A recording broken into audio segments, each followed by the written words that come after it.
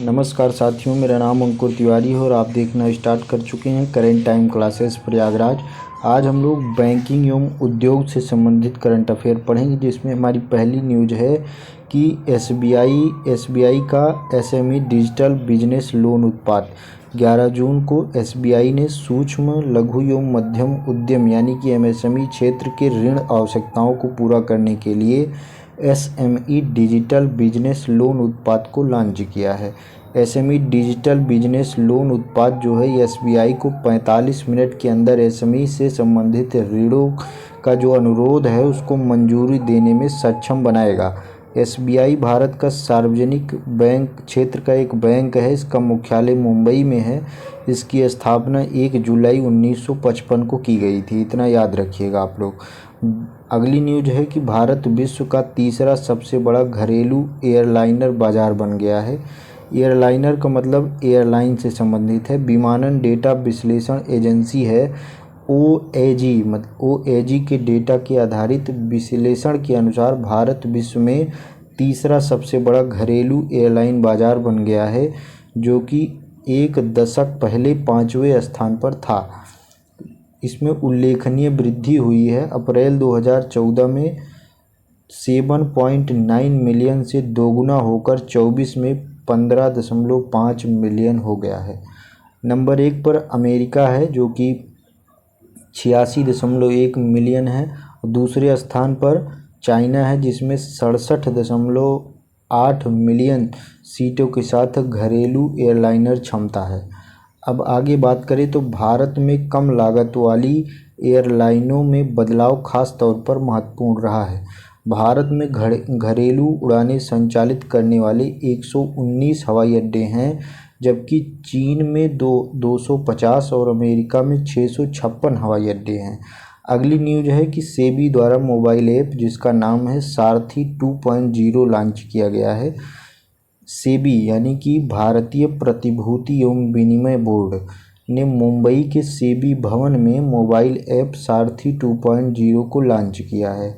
आगे बढ़ें तो सारथी 2.0 ऐप जटिल वित्तीय अवधारणाओं को सरल बनाने के उद्देश्य से व्यापक उपकरणों के साथ एक उपयोगकर्ता के अनुकूल इंटरफेस करता है। इससे सुविधा क्या होगी? इसमें कैलकुलेटर शामिल होगा और ऐसे मॉड्यूल हैं जो केवाईसी प्रक्रियाओं, mutual fund, ETF, stock exchange पर शेयर की खरीद और बिक्री, निवेशक शिकायत निवारण तंत्र और ऑनलाइन विवाद समाधान प्लेटफॉर्म का परिचय देंगे और ये समझाते हैं इन सब चीज़ों को। अगली न्यूज है कि आरबीआई द्वारा 3 प्रमुख पहलों का अनावरण किया गया है। इनमें से देखते हैं कौन कौन से 3 प्रमुख पहल हैं। तो 28 मई को आरबीआई के गवर्नर शक्तिकांत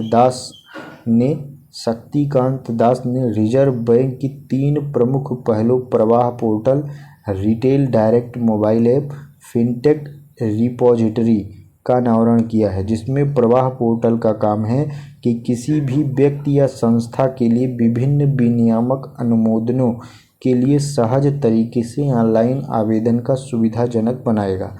अगली न्यूज है कि रिटेल डायरेक्ट मोबाइल ऐप जो है यह खुदरा निवेशकों को रिटेल डायरेक्ट प्लेटफॉर्म के सहज और सुविधाजनक पहुंच प्रदान करने के लिए सरकारी प्रतिभूतियों में लेन देन में आसानी बनाएगा।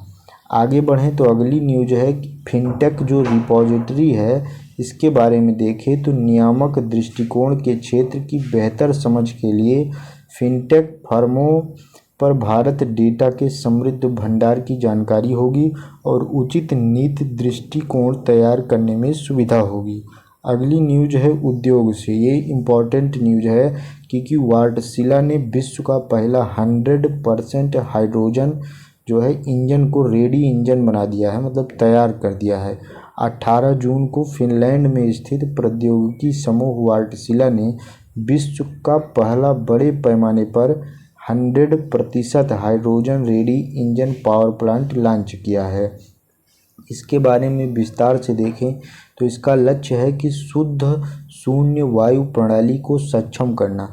इस प्लेटफॉर्म ने 1000 मेगावाट से अधिक की वैश्विक स्थापित क्षमता के साथ 1 मिलियन से अधिक घंटे की परिचालन क्षमता हासिल की है। ये जो 100% हाइड्रोजन तैयार इंजन है यह 2025 में ऑर्डर के लिए उपलब्ध होगा और इसकी डिलीवरी के लिए समय 2026 बताया गया है। दोस्तों यहीं पर हमारा वीडियो समाप्त होता है। अगर आपके लिए इन्फॉर्मेटिव हो तो वीडियो को लाइक करें, सब्सक्राइब करें और वीडियो पूरा देखने के लिए बहुत बहुत धन्यवाद। जय हिंद, जय भारत।